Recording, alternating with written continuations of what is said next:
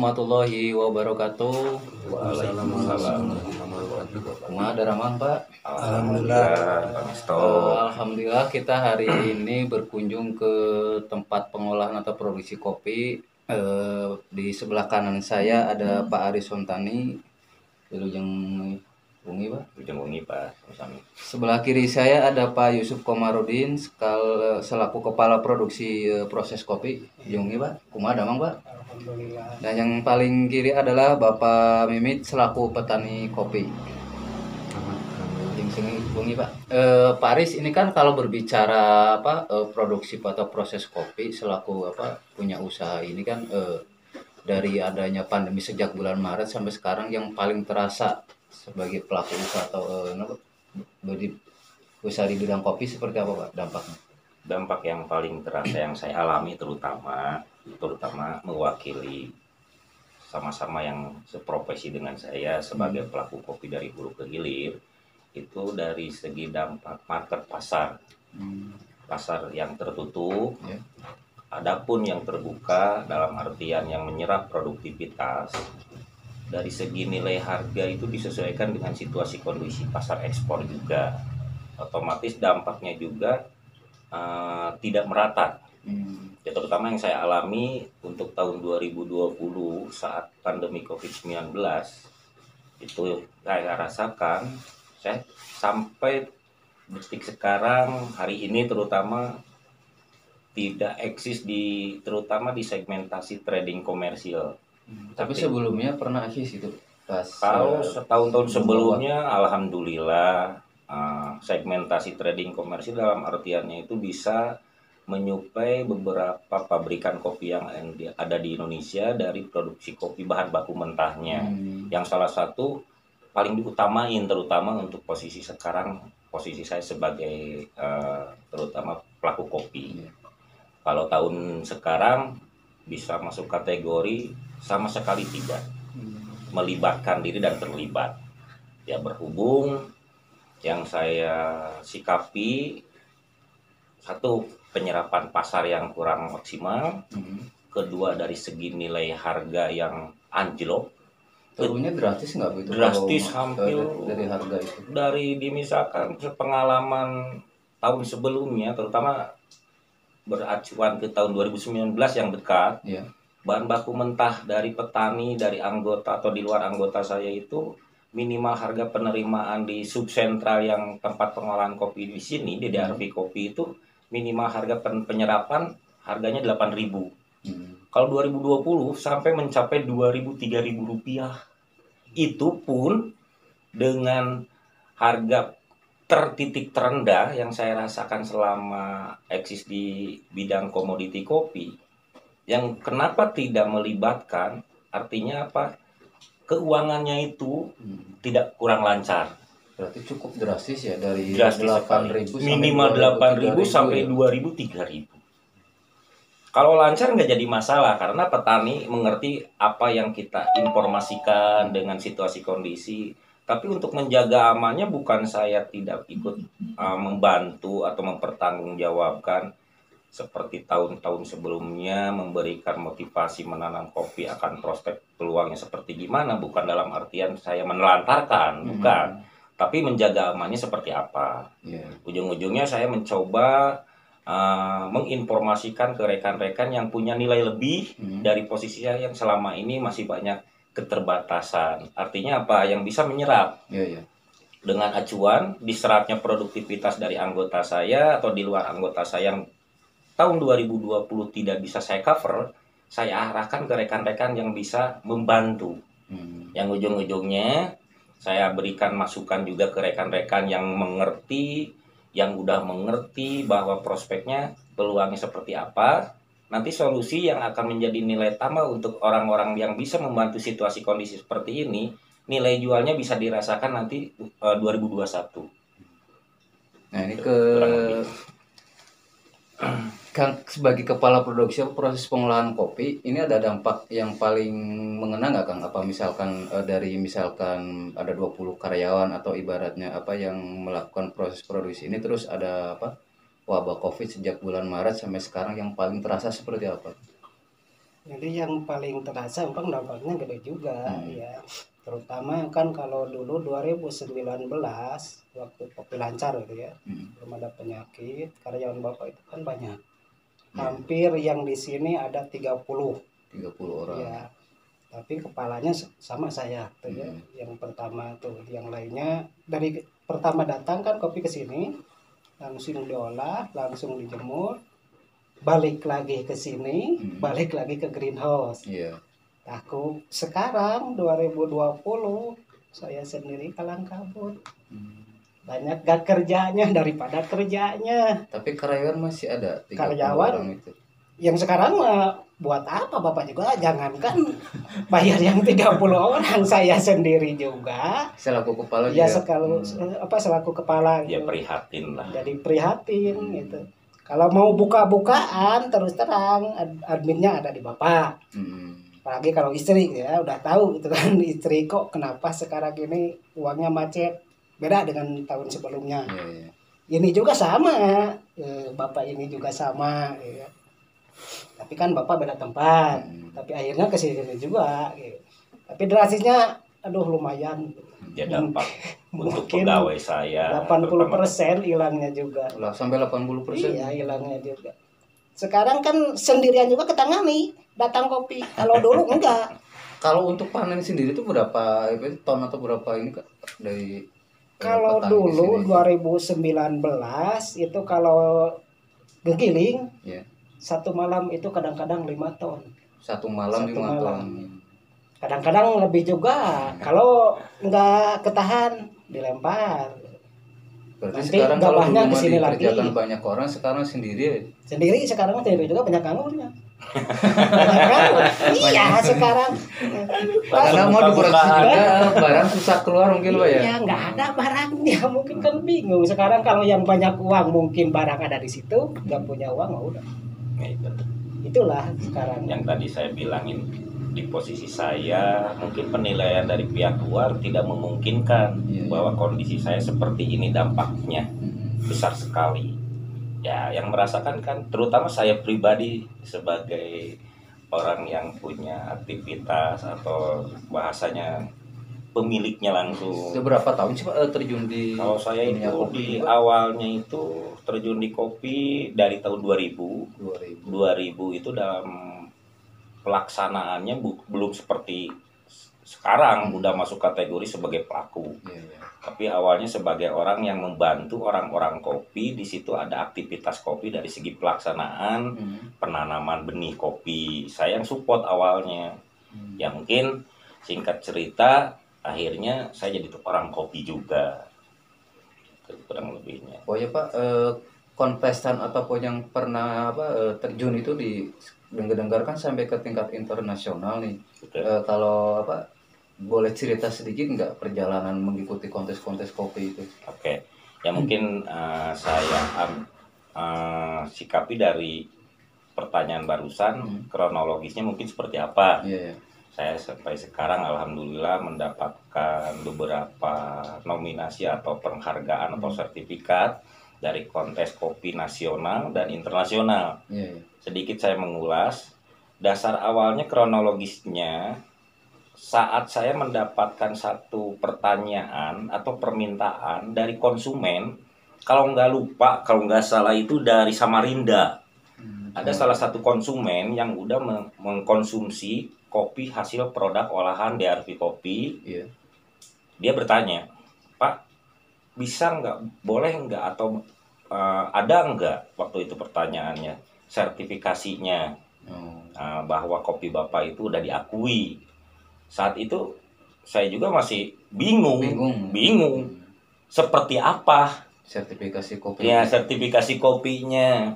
Itu pertanyaan dari salah satu konsumen saya itu yang kalau nggak salah dari Samarinda itu tahun 2017. Tahun 2017. Akhirnya saya mencari informasi untuk mendapatkan legalitas atau sertifikasi kopi yang selama ini kita produksi gitu ya.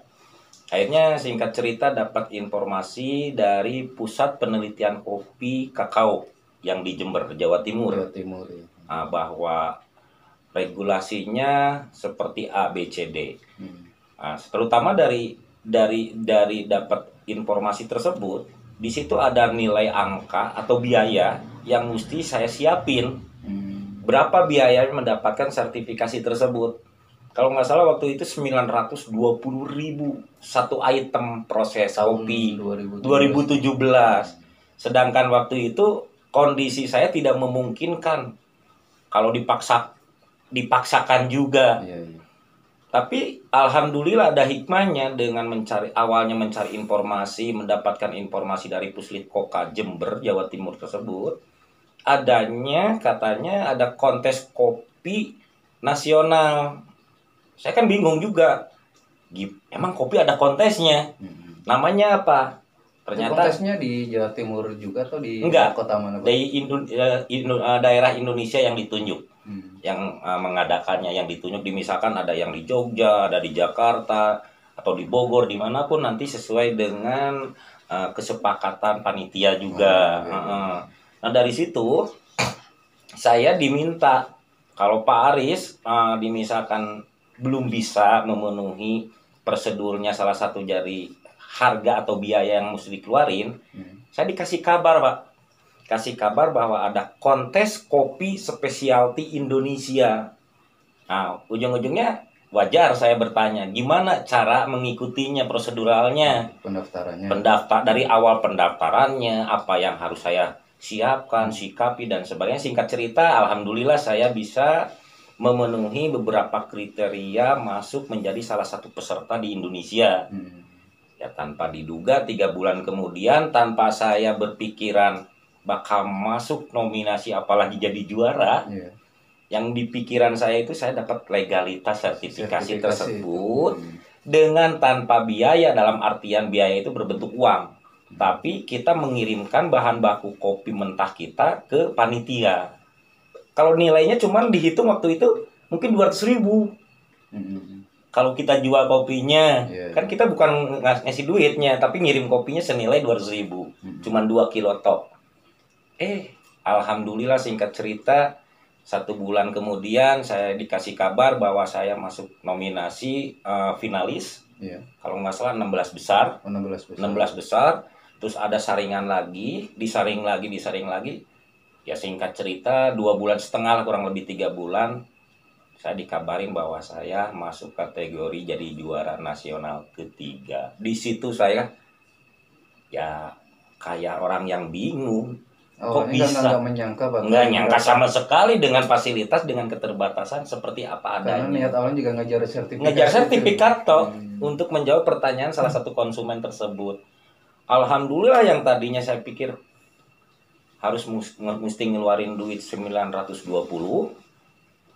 akhirnya dapat piala, piagam, sertifikasi, dan nilai uang rupiah sebesar 5 juta.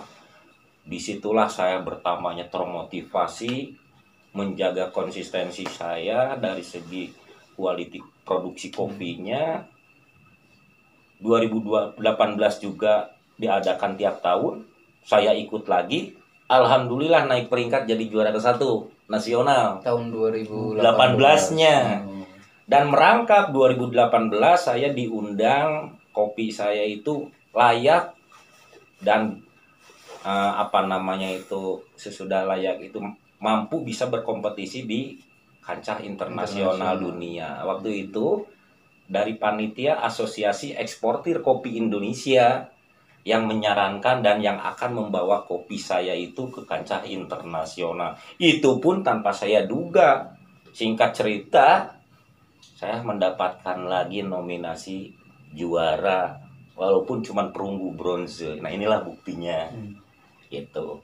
Langsung dari Prancis gitu. Lewat dulu AEKI karena regulasinya lewat asosiasi yang mewakili kopi Indonesia, berapa pelaku kopi yang layak dikompetisikan di kancah internasional. Nah, itu 2019 juga berlanjut, alhamdulillah, karena termotivasi awalnya 2017 yang tadinya mesti ngeluarin duit, dapat piagam, dapat sertifikasi. Akhirnya untuk menjaga eksistensi saya di bidang kopi, menjaga quality terutama, 2019 juara lagi kedua kontes kopi nasionalnya. Jenis apa? Arabica, jenis Arabica. Dan hasil penilaian dari berbagai pihak para pelaku kopi terutama yang di atas saya, baru pertama kali se-Indonesia yang berturut-turut 3 tahun berturut-turut juarai nominasi nasional internasional. Nah disitulah luar biasa Pak. keluar. Makanya kebanggaan saya Sebagai orang Garut juga sebagai orang Garut, sebagai pelaku kopi Garut, yang segimana kopi Garut udah terkenal, tapi terkenalnya cuma sebatas mendengar.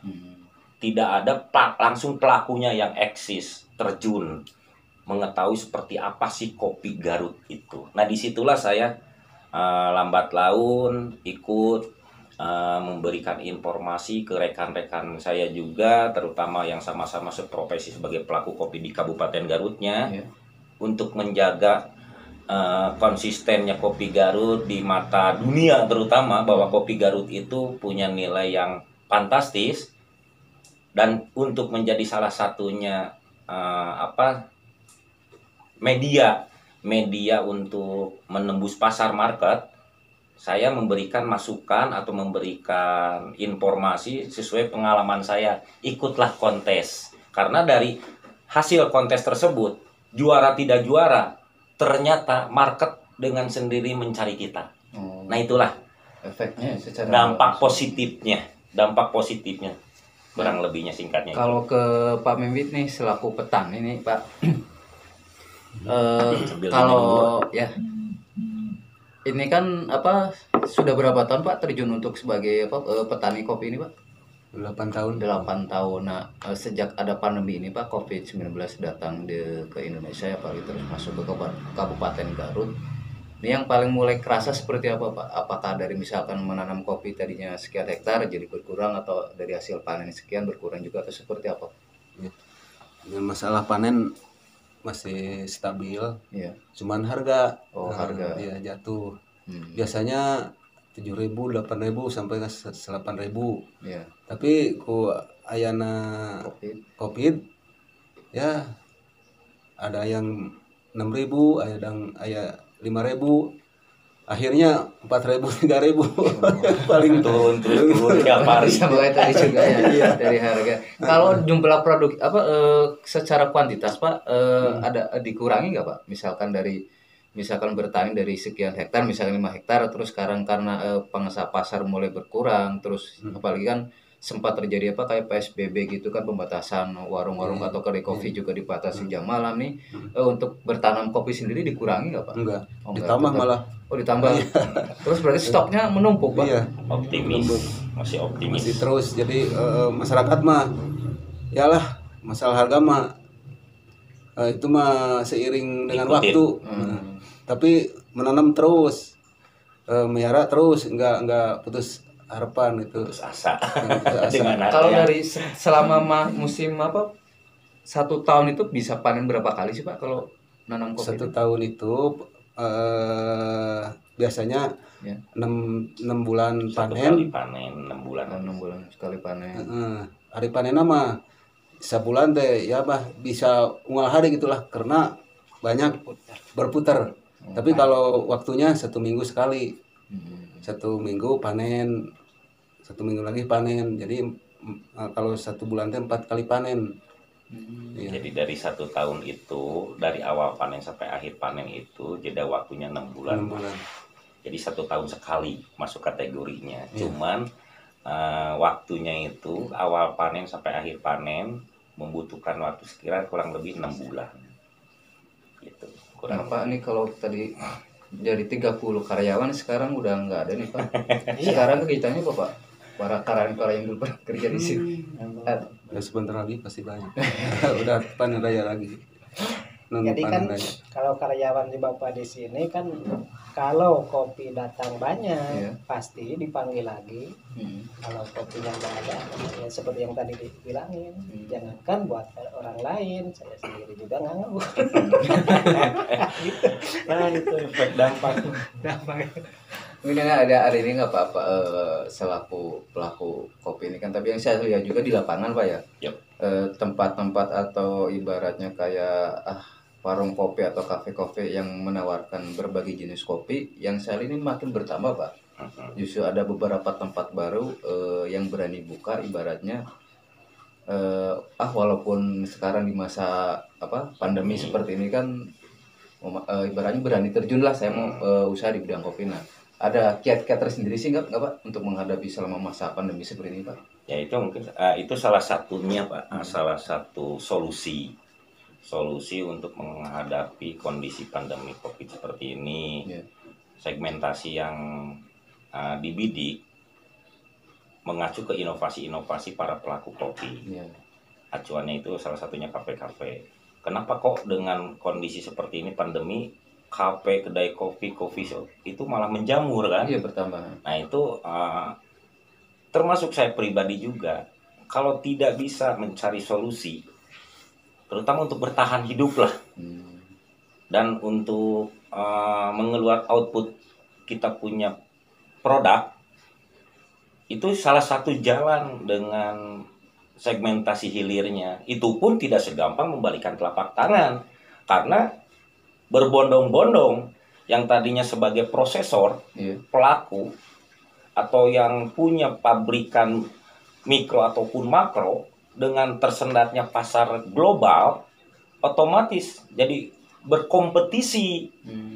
Tidak menjadi jaminan dengan banyaknya menjamurnya kedai kopi bahwa pelaku kopi itu aman posisinya. Tidak, karena kembali lagi dengan nanti kualitas rasa kita bisa menginformasikan atau bisa diterimanya menginformasikan bahwa kita punya produk layak diserap oleh pasar. Kalau yang tidak ada nilai quality, ya otomatis kembali lagi ujung-ujungnya ke sana buntu, ke sini buntu. Nah itulah salah satunya adanya menjamurnya para pelaku di hilir. Bisa disebut sama saya itu sebagai jembatan juga, jembatan untuk yang bisa menembus. Tidak semua orang bisa menembus. Banyak menjamur para pelaku di hilir, banyak yang berinovasi juga menjamur. Ujung-ujungnya saya punya kopi yang tadinya menjual mentah, karena yang mentahnya tidak ada serapan yang normal, ujung-ujungnya buat kopi itu bahasanya itu untung-untungan.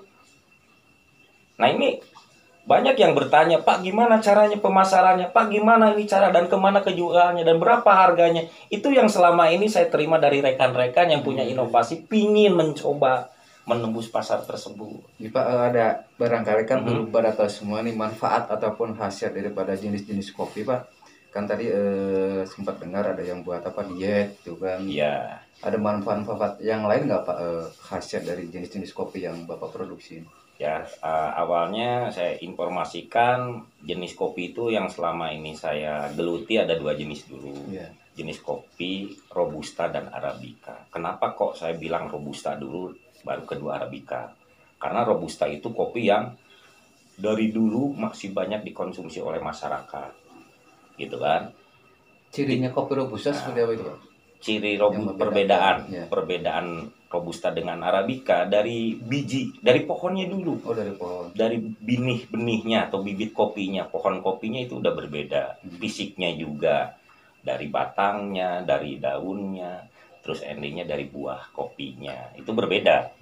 Perbedaannya, kalau lebih spesifikasinya, kalau kopi Robusta perbandingan dengan Arabica, kalau Robusta itu di dalam biji kopinya lendirnya kurang.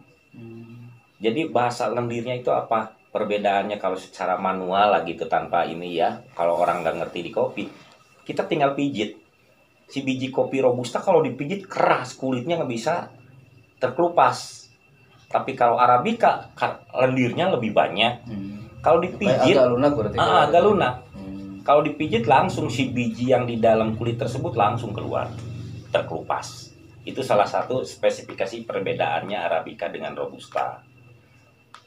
Spesifikasi yang lagi, perbedaan yang lain lagi dari segi kafein, tingkat kadar kafein.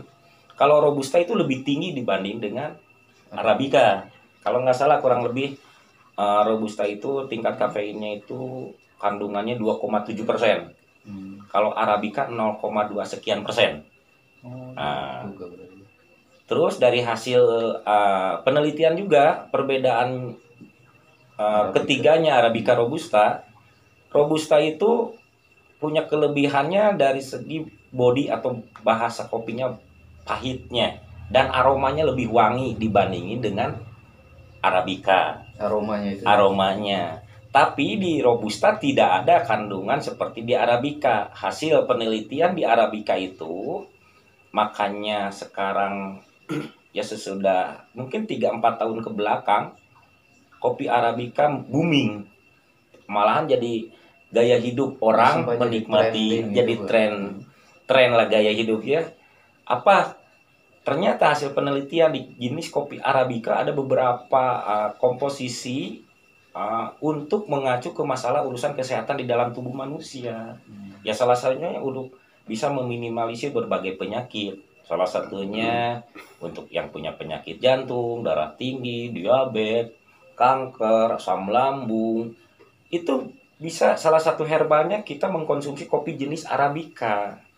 Dalam tanda kutip dengan catatan jangan ada unsur gula. Pure kopi aja. Dan dikonsumsinya jangan lebih dari takaran per hari maksimal 2-3 kali sehari. Itu hasil penelitian dari jenis kopi Arabica.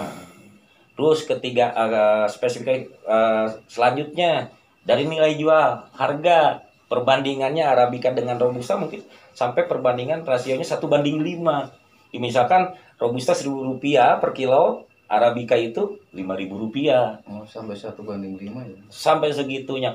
Makanya banyaknya orang-orang yang tadinya tidak mengerti kopi, tapi di sekelilingnya ada tanaman kopi, ada petani dan masyarakat yang punya kebun kopinya, akhirnya melibatkan diri. Justru di situ yang saya sikapi bersyukur. Tidak seperti dulu saya sendirian. Kocar-kacir dalam artian bukan kocar-kacir dampaknya kurang positif. Cuman istilahnya hampir segarut. Rata-rata kita yang menanggulangi, terutama saya yang menanggulangi.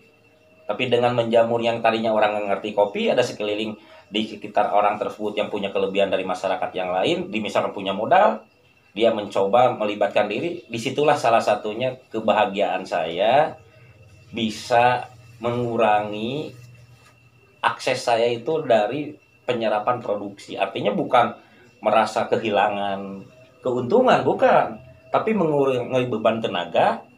Tapi kita bisa bersosialisasi dengan siapa yang sekiranya bisa mewakili, tidak seperti dulu saya lagi. Dulu kan setiap petani diambilin nama saya.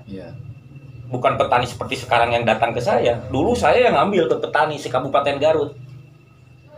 Kalau sekarang petaninya tidak usah ke sini, tapi ada perwakilan-perwakilan di setiap daerah, desa, kampungnya, yang melirik potensi peluang prospek di bidang kopi seperti apa. Ya bahasanya jadi tengkulak, jadi pengepul, ataupun namanya bandar. Nah disitulah saya mencoba membangun sistem.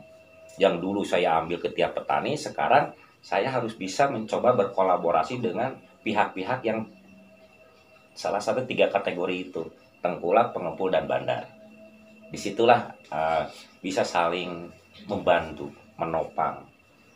Jadi tidak merasa terbebani lagi sampai sekarang. Pemirsa, mungkin ini ada hal yang menarik dari obrolan yang kita bahas. Dari petani juga mau tidak mau kena dampaknya Pak ya, masalah harga yang turun drastis. Dari kepala produksi juga karyawan sekarang katanya banyak yang menganggur juga alias bekerja di rumah mungkin ya. Di rumah aja. Sebagai pelaku juga Pak Aris sama juga ya. Sama sekali. Ya mudah-mudahan pandemi ini segera berakhir karena memang dari semua lini ataupun semua sektor terkena dampak COVID-19 ini. Mudah-mudahan kita semua selalu dalam lindungan Allah Subhanahu wa taala. Sekian dari kita di New Radar Garut. Wassalamualaikum warahmatullahi wabarakatuh. Waalaikumsalam warahmatullahi wabarakatuh.